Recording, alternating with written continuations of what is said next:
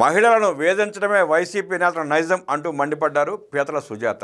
YCP నాయకుల వ్యవహార శైలి చూస్తుంటే ఆవు చేలో మేస్తే దూడ గట్టున మేయదు అనే సామెత గుర్తుకు వస్తోందని మాజీ మంత్రి ఏపీడబ్ల్యూసీఎఫ్సీ చైర్మన్ పీతల సుజాత అన్నారు. జగన్ రెడ్డి మెప్పు కోసమే వైసీపీ నాయకులంతా అదే బాటలో నడుస్తూ ప్రజలకు తప్పుదారి చూపించే రాజకీయాలు చేస్తున్నారని విమర్శించారు. టీడీపీ కేంద్ర కార్యాలయంలో మీడియా సమావేశంలో ఆమె మాట్లాడుతూ కాసుల కోసం సొంత తల్లిని చెల్లిని మెడపట్టి బయటకు గెంటేసిన చరిత్ర జగన్ రెడ్డిదైతే అదనపు కట్నం కోసం కోడలిని నరకయాతనకు గురి చేసిన చరిత్ర జోగి రమేష్ది.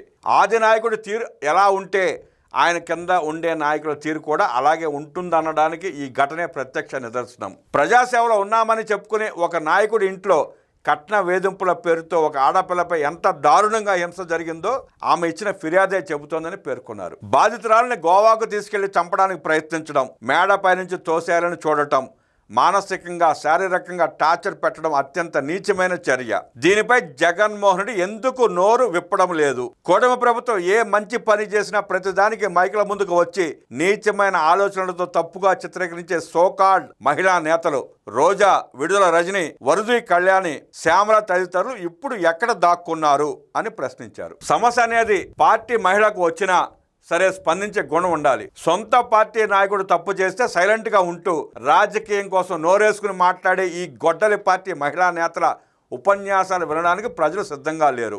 మహిళలకు కనీస గౌరవం ఇవ్వని వైసీపీ నేతలు శుద్ధులు చెప్పడం తక్షణమే ఆపాలి. జోగి రమేష్ కోడలికి జరిగిన అన్యాయంపై జగన్ రెడ్డి, ఆ పార్టీ మహిళా నేతలు రాష్ట్ర ప్రజలకు తక్షణమే సమాధానం చెప్పాలని సుజాత డిమాండ్ చేశారు. మహిళలను అవమానించడం, క్యారెక్టర్ అసాసినేషన్ చేయడం, కట్నాల కోసం వేధించడమే వైసీపీ నేతల నైజమని ధ్వజమెత్తారు.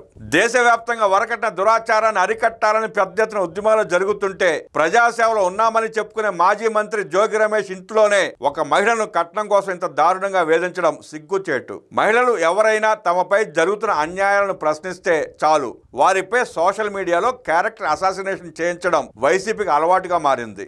ఈ హక్కు మీకు ఎవరిచ్చారు? జోగి రమేష్ అమ్మవారి సాక్షిగా కర్పూరం వెలిగించి ఎన్నో అబద్ధాలు చెప్పాడు. అమ్మవారు చాలా పవర్ఫుల్. దేవుడి దగ్గర మోసాలు, అబద్ధాలు చెప్తే ఊరుకోరు, శిక్ష వెంటనే పడుతుంది. జోగి రమేష్ కోడలి కన్నిటికి తాడేపల్లి పెద్దలు ఖచ్చితంగా సమాధానం చెప్పాల్సిందే. గతంలో అంబటి రాంబాబు, గోరంట్ల మాధవ్, అవంతి శ్రీనివాస్, గుడివాడ అమర్నాథ్ ఇలా ఒకరా ఇద్దరా వైసీపీలోని నేతలంతా మహిళలను అవమానించడం, జుగుప్సాకరమైన పనులు చేయడం, వారిని మనోవేదనకు గురి చేయడంలో పోటీ పడ్డారు. వైసీపీ అరాచక పాలనను భరించలేకే ప్రజలు మిమ్మల్ని 11 సీట్లకు పరిమితం చేశారు. ఇకపై కూడా మీ వైఖరి మార్చుకోకపోతే గుండు సున్నా రావడం, డిపాజిట్లు కూడా దక్కకపోవడం ఖాయం. బాధిత మహిళకు న్యాయం జరిగే వరకు తెలుగుదేశం పార్టీ తరఫున ప్రశ్నిస్తూనే ఉంటామని పీతల సుజాత స్పష్టం చేశారు.